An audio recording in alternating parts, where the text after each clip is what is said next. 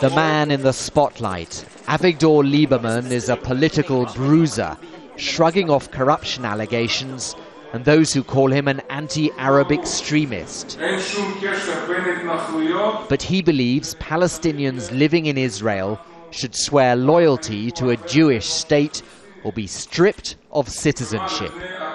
His party could soon be in government.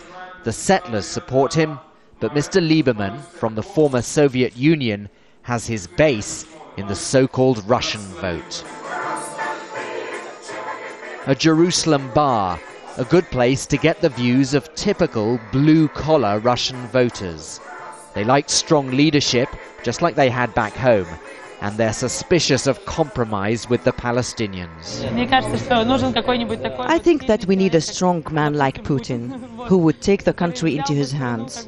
He would turn to the whole world and say, "I'm going to do what I want," and the world would have to accept that.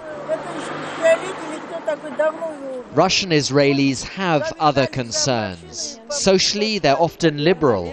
Many are Christian or secular and want Israel to allow civil marriages.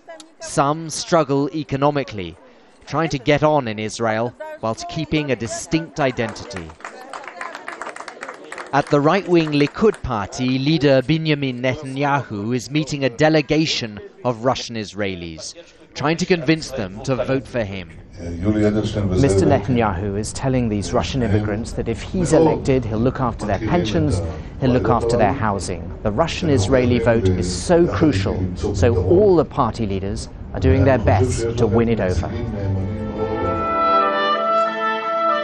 This orchestra is an example of the success of some immigrants from the former Soviet Union.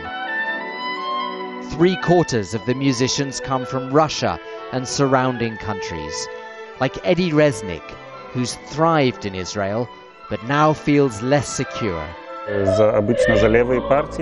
I used to vote for left-wing parties, and I thought that when Israel finished its occupation of Gaza, the peace process would start.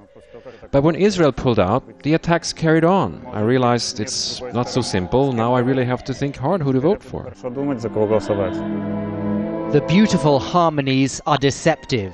It seems that even Russian Israelis who believed in peace are now disillusioned. And the hardline Mr. Lieberman might emerge stronger.